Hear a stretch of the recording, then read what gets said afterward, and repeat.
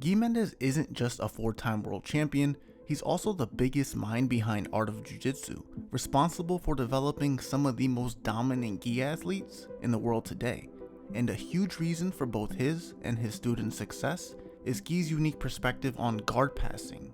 While many focus on the techniques themselves, Gui focuses on something deeper, the concept of distance. What if the real secret to passing isn't just about what techniques you use, but where you're passing from? A couple years ago, I made a study on Tynan Dopra's top game where I focused on topics such as his favorite guard passes and his ability to connect them together. A resource that really helped guide me in studying Tynan was Gui Mendes' instructional titled Understanding the Distance on Top, where he delves into the different distances within guard passing and the concepts that surround them. Just as the name implies, it's not your average instructional where he lays out a set list of moves and techniques. Instead, it provokes you to think about guard passing differently, and that's something that's stuck with me ever since I first watched it. A couple of the ideas he discusses can be a little abstract at times, and almost open for interpretation, and I feel that adds another explorable layer. It was recently after working on a study on Eric Muniz's passing style that I wanted to revisit Gui's instructional to aid in my learning and gain some more insight into guard passing. So I figured what better way for me to explore it than to make a video on it, while expanding on certain ideas through the study of countless hours of his competition footage. Although I'll do my best, it's over 3 hours long for a reason, as it's packed with insights I couldn't fit into this video. But if you want to dive deeper while at the same time supporting the channel, I've linked it below in the description and comment section. But anyways, I think the best way to start is by understanding the importance of distance. The way I like to think about it is through the idea of awareness. To understand distance, you need to be aware of where you are in relation to the guard player, and as a result, understand what you should look to do depending on factors such as your opponent's reactions, your strategy, and your skill set. Now that's very simply put, and there's a lot more to it than that, but just keep this brief and simple definition in your mind as we continue on, and just come back to it if you find yourself getting a little lost in the weeds. So the whole idea presented by Gui Mendes is that there are 3 layers of distance within guard passing, with the first layer being the far distance.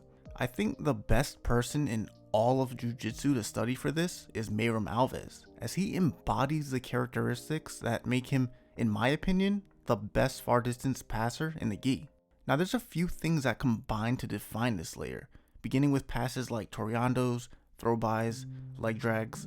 For the most part, any pass that is or can be engaged from outside the opponent's guard with the intent of going around the legs.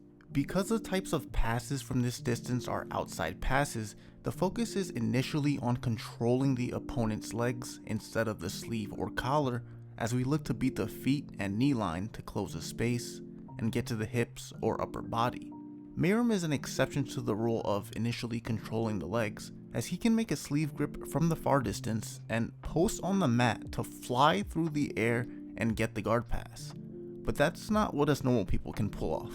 With outside passing, it's generally not about pressure, instead speed and movement, and often against a good guard player, Meyram has to up the intensity by chaining these passes together to overwhelm the guard. Here Meyram engages with double pant grips and circles for the toreando pass. His opponent Diogo posts on the mat and hips out to square up and defend, prompting Meyram to toreando to the other side. As Diogo yet again squares up and gets his frames in play, Meyram switches his grip to the collar to begin to close the distance. Meyram then circles to the opposite side where he transitions to a cross grip pass, gripping the pant and sleeve, and then drives into Diogo.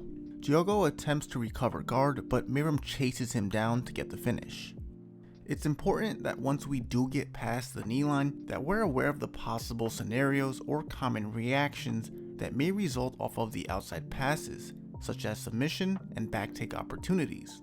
The way I look at it is a dynamic pass equals a dynamic reaction. Here Meyram uses some smooth side to side movement to deal with the lapel lasso. After clearing the legs, Meyram's opponent bails out and turtles in order to avoid the guard pass, giving up his back in the process. And in this next scenario, Meyram jumps around his opponent's guard and spins around to the back as his opponent attempts to square up, this time snagging himself an armbar. Since movement is so crucial when passing at this distance, it's important that we keep our legs further away from our opponent with a leaned over posture, with the hands in line with their legs, in order to avoid any lower body grips, since that would impede our movement. If our opponent does manage to establish any grips, especially on our legs, we can choose to continue to engage with a more medium distance type of pass. Here, although Meyram initially backs out to the far distance after coming up for a sweep, we see the rare moment he settles into the knee cut,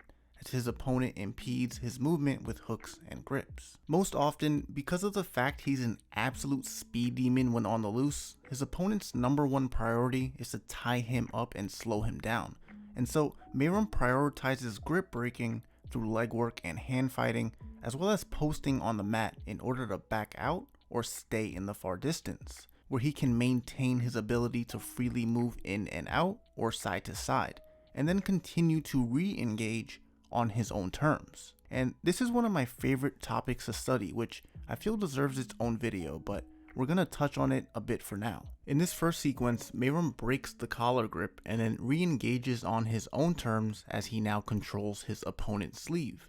He then maintains the grip to help enter in on a solid pass attempt. As his opponent attempts to establish a guard, Meyram begins to post on the mat to back away and create distance until he's ready to launch another outside pass. Meyram can be very adamant with denying and fighting grips so he can have his freedom of movement.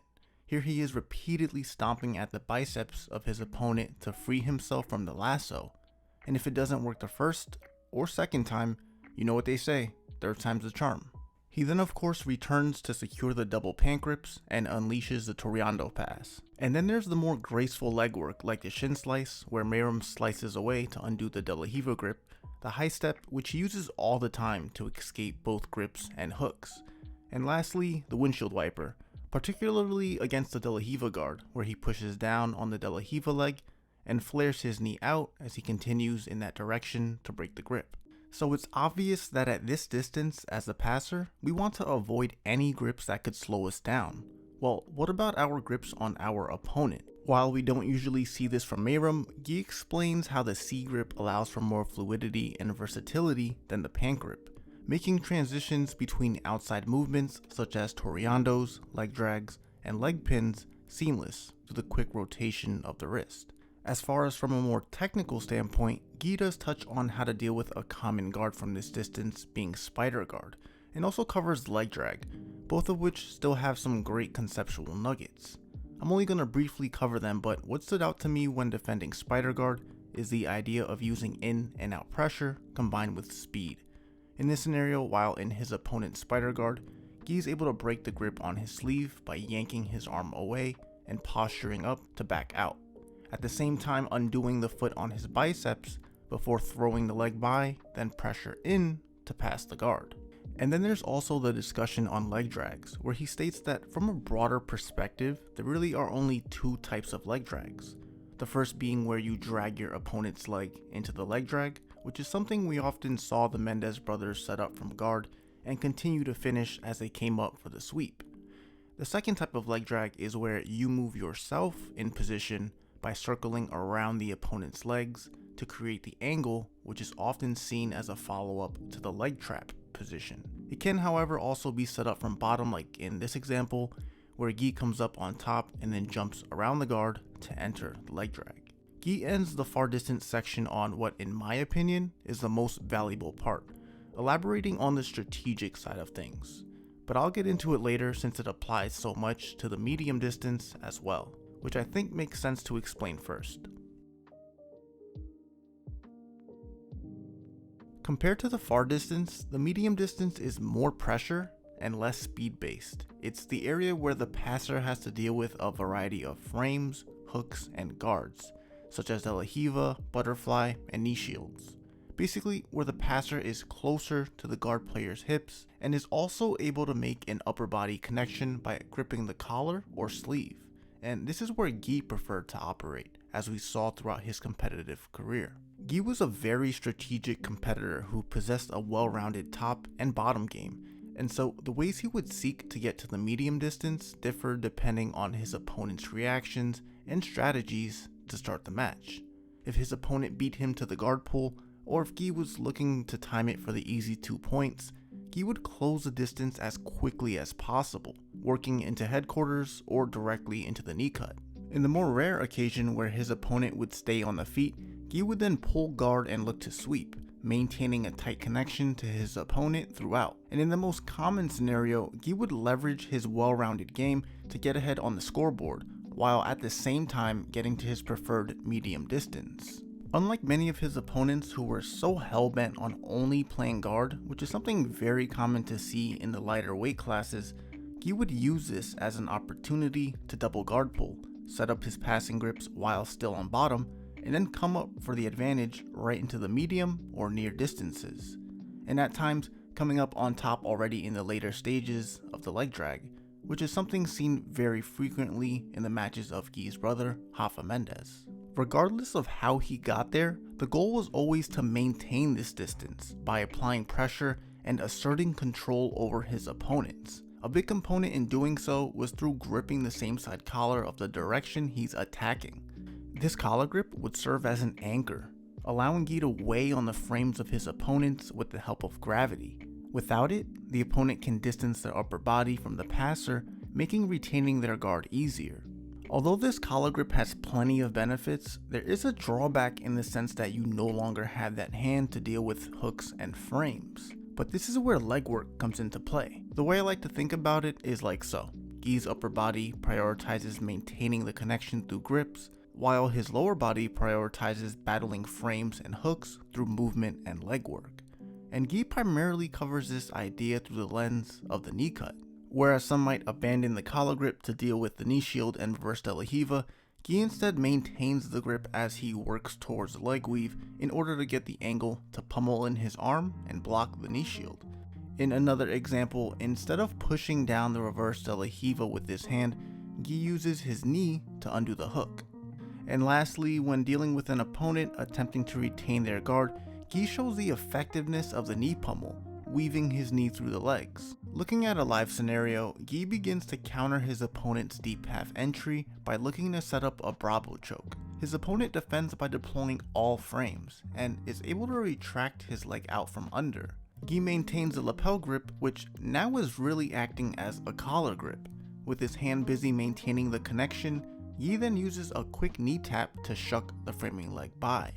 His opponent recovers just enough to not get past, but Gui stays with it, wedging his knees between his opponent's frames to finish the pass. Now, I won't get into it much since I mainly want to focus on broader ideas and concepts, but I just want to mention that because the knee cut is Gui's favorite technique from top, he really dives into the details of the pass, like countering common defenses such as underhooks to the upper body and legs, and also defenses to common guards such as de la Riva and reverse de la Riva. Anyways, it's from this knee cut position that Gui would often incorporate the long step pass, and while he does cover the technical side of these passes, it's the relationship between the two that's especially important to keep in mind. See, the long step is typically done from the knee cut position. You enter the knee cut in an attempt to go through the opponent's legs.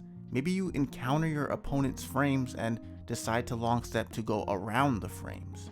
It's this switching of the hips that works in a very harmonious way. Even if you're unable to hit a clean long step, you can repeatedly chain the two together to continue to free your leg and make your way past the guard. Here Gui's opponent throws in the lasso to defend the initial knee cut attempt. Gui asserts the collar grip and then begins to pummel his trapped hand free as he switches his hips to long step.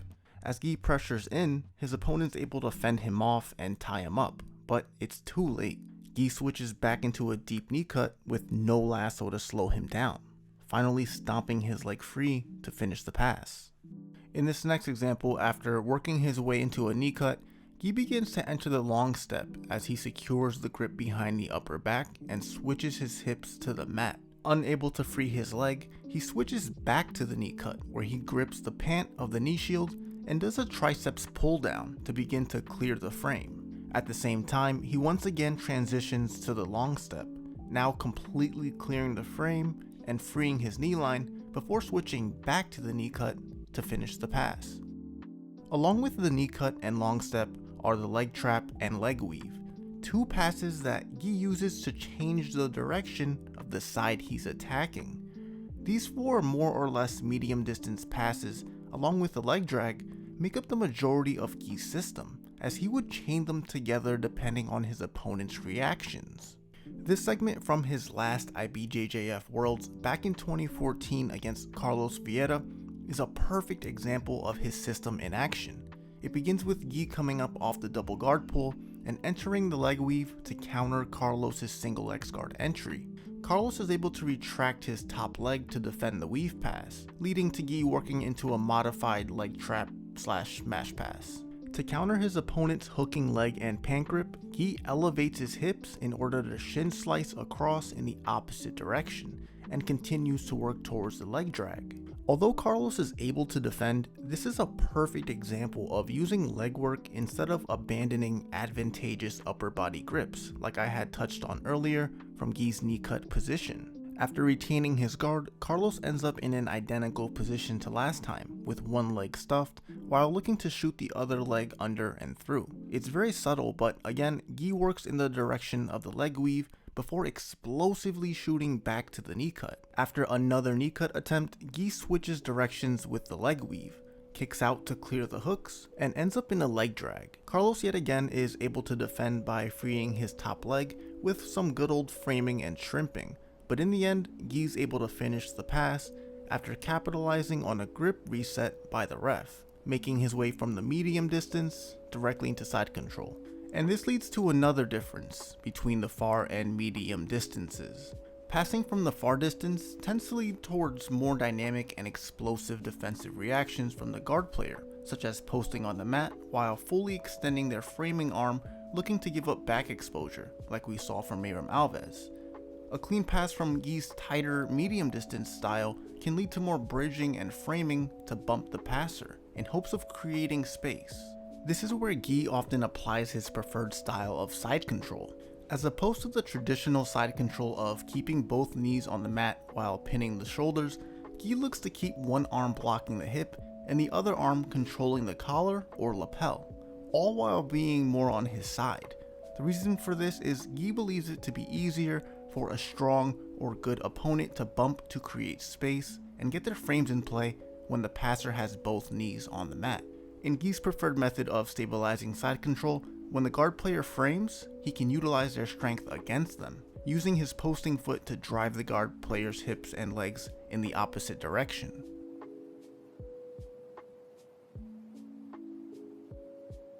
Once the passer is successful in either the far or medium distances, they can end up in the near distance, which I like to think of as late stage passing. Basically, in this distance, the passer is in total control with the focus on finishing the pass, while the guard player's focus is on restructuring their guard. Maybe instead of knee slicing straight through the guard and landing directly into side control, the passer ends up in a dominant top half with the bottom player completely flattened out. And this is one of the two most common scenarios Gui presents from this distance. Where some might choose to apply heavy pressure and cross faces from here, Gui instead prioritizes control, and it's based off the reasoning that the more pressure a guard player feels from here, the more they might react. Instead, by setting up a strong lock like a gable grip, head and arm control, or a lapel wrap, Gui can look to avoid these reactions while not having to exert as much energy. After having secured a strong form of control, the goal is to free the knee line through elevating the hips and tripoding. Once the knee line is free, he can then look to transition to mount, continue to finish the knee cut, or what Gui most commonly sought to do when using the lapel control, transition to the Bravo choke. Now, Gui was just so good at keeping his knee line free of any half guard controls because of his ability to crowd his opponent's guard while staying extremely mobile on his toes. Even on the rare occasion he would get his knee line trapped with a half guard control like the lockdown, Gui would easily dismantle it. In this sequence, which took place against Francielo Fernandez at the 2013 Pan Am Championships, Gui uses double collar grips to pull and elevate his opponent's back off the mat, cramping up his guard as a result. At the same time, Gui steps over and clears one of the legs and goes knee on belly. The knee on belly from this position is very effective because it pins the hips to the mat. It makes it easier for Gui to free or keep the knee line of his trapped leg free. As Gui looks to continue to advance the position by gripping around the back, Franciello weaves his legs through to enter the lockdown. Gui then squares up and lowers his base, allowing him to undo the hook. In an attempt to prevent the lockdown entry from happening once more, Gui applies a hook of his own. However, after abandoning the hook, Gui ends up back in the lockdown, but this time he manages to slip his knee line out just enough to switch his hips to the mat and use his elbow to frame against Franciello's thigh, pummeling his leg free and finally fully clearing his knee line. Now in deep danger, Franciello performs a strong bridge, followed by a deep half entry attempt, to which Gui counters with the Bravo choke threat. Franciello then abandons the entry, soon leading to Gui transitioning to the knee cut to finish the sequence. The second common scenario Gui covers from the near distance is the last stage of the leg drag, where the bottom player is heavily framing and often looking to underhook the passer's leg. Their goal is to create space to ultimately slip the knee line of the top leg free and re-establish a guard or counter attack. In Gui's passing sequence we looked at earlier, we see a great live example of this, where Gui's opponent had incredible leg drag defense and was able to maintain a strong frame and shrimp out to create space to pummel in his bottom leg. Now, Gui was never really able to fully clear the top leg until it was too late, with his opponent then having too many frames in play, allowing him to create distance and re-guard in the end. But in this example of Gui's brother Rafa, we see where he's able to quickly clear the top leg off of a strong stack. As his opponent goes for an underhook, Rafa then prioritizes strengthening his base on his left leg, so to not allow any leg pummels and off balances. And he does this by driving his knee to the mat while posting out on the opposite leg. Rafa quickly establishes head control and sprawls out to finish the pass. The leg drag is a great pass to segue into a discussion on a different way to think about or reinforce the concept of layers of distance. So we know that there are 3 layers, being far, medium, and near, and that passes can be classified into one or more of these specific distances. If we look at the leg drag, we see what Gui generally classifies as a far distance pass, but it's important to understand that it can also be comprised of all 3 layers. Could we leg drag from the far distance directly into side control, bypassing the medium and near distances? Sure, but oftentimes it won't be so easy and clean. We'll be having to deal with our opponent's reactions, aka frames, hooks, and grips. And this is what creates the layers to a pass. What's most likely to happen against a strong opponent is you might begin the leg drag from the far distance and continue working it into the medium as our opponent deploys frames, and then progress into and through the near distance to finish. Alternatively, at times you might bypass the far distance and initiate the leg drag from the medium distance, like when you transition from the leg trap to the leg drag. It's more of a general rule with exceptions to it, but one way I like to think about the layers of a far distance pass is by breaking it into 3 parts. 1, lower body connection, 2, upper body connection, and then 3, completing the pass. Another really important topic Gui covers is the strategic application of the knowledge. Both Gui and Rafa Mendes were competitors who believed in studying their opponents in order to understand their reactions, strengths, weaknesses, areas of comfort and discomfort. And it's these observations that Gui says heavily influenced how they would approach their opponents throughout their competitive careers. Essentially, their opponents' weaknesses and strengths could influence which distance they'd look to operate in, and this is something we all can apply one way or another. Of course, it's important to have rounds in training where you expose yourself to your weaknesses in order to improve, but for those really competitive rounds or tournaments where we're looking to win, this is really useful. For example, against a great spider guard player, it might be a great idea to close into the medium distance as quickly as possible to negate or limit their attacks and sweeps. In contrast, against an elite butterfly guard or X guard player, it might be wise to stay in the far distance, where we can use more side-to-side movement and avoid our legs getting too close to their hooks, only closing the distance once we've cleared the legs. At the end of the day, what Gui Mendes shows us is that guard passing isn't just about knowing a bunch of techniques. It's about understanding where you're passing from and how each layer of distance changes the dynamic between you and your opponent. Far distance gives us movement and speed. Medium distance gives us pressure and control. And near distance brings us into the final stages where we can lock down and finish. If you start to think of passing not only as techniques, but as a progression through these layers, you'll have a framework that works no matter who's in front of you. So next time you're training, don't just ask yourself, what pass should I use? Instead ask, what distance am I in, and where do I want to go from here? That shift in perspective is what made Gui Mendes such a dominant competitor and such an effective coach, and it's something that can elevate your own game as well. If you enjoyed the video, then I'd appreciate if you drop a like and a comment letting me know your thoughts. And if you're interested in checking out Gui's instructional for yourself, then don't forget to use my affiliate link down below. It really helps the channel. Thanks and peace.